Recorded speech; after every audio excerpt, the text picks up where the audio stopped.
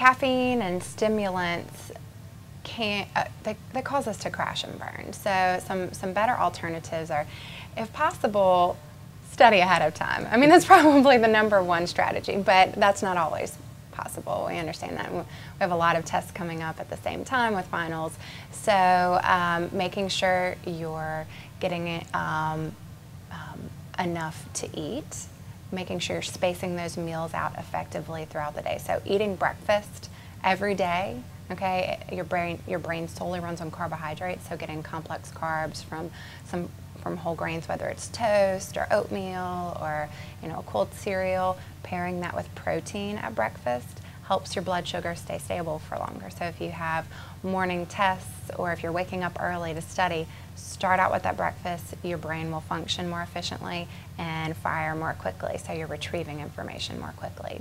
Also, not skipping meals while studying and test taking is important. Sometimes we get nervous or we just don't make time to eat. We study all day and all night, and that causes our brain and our body to run out of fuel. So, and also if you're thinking about food, it's not as conducive to studying. So making sure you're eating well-balanced meals, combining 3 food groups at each of those meals.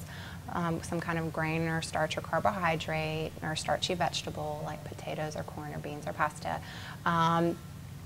Combining that with protein from some kind of meat or bean source or vegetarian soy-based protein or a glass of soy milk, and then combining that with plant food like fruit or vegetable. By combining those 3 food groups, it gives our body enough balance to think more efficiently and feel more energized without reaching for caffeine. Also, staying hydrated. If we're dehydrated, then our body feels more fatigued. So make sure you're staying well hydrated with decaffeinated beverages. Will help you to have a little bit more energy. Avoiding drinking after coffee and caffeinated beverages, especially after 2 in the afternoon. If you're, it helps us to sleep more efficiently at night. Caffeine stays in the system for about 5 or 6 hours. So if you're drinking coffee and then going to bed, your body's not sleeping as efficiently. So those hours that you do sleep are important. So making sure you're putting down the caffeine, or reach for decaffeinated tea. That could be maybe a decaffeinated green tea could be a way to kind of perk up without using caffeine.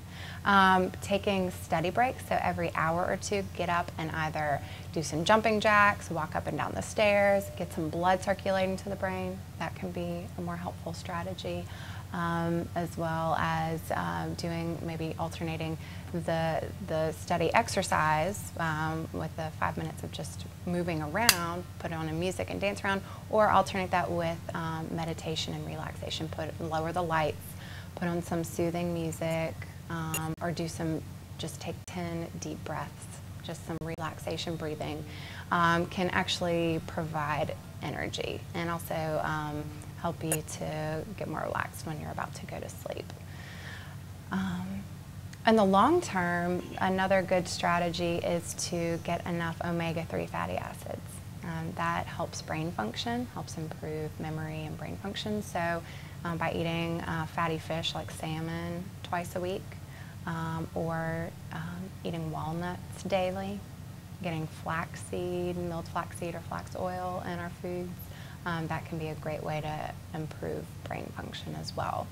There are also supplements, but if you can get that from the food form, you're going to be better off.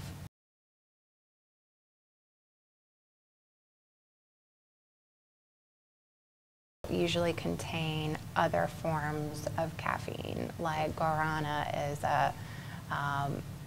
sometimes listed as an ingredient, but that's just another form of caffeine. So I would recommend, maybe go for the decaf tea. That can really perk you up. Maybe going for an ice cold glass of water, cold, and getting some fresh air, especially now that the weather's cooling off. Just step outside. That can kind of re-energize you just for that extra hour or so. If you do need a snack, things that are crunchy, like carrot sticks and maybe some vegetable sticks can give energy. It kind of wakes you up a little bit. But you know, drinking a decaffeinated beverage, but as far as a natural way to perk up, I think just moving around can be helpful, and maybe, like I said, drinking something cold. Those are some great ways to perk up for that next hour without stimulating the body for the next 5 hours and not being able to sleep.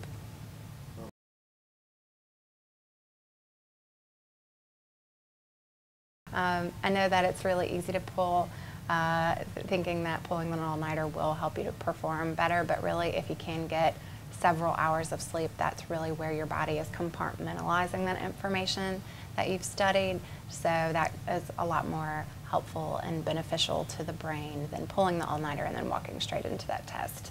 So get some sleep.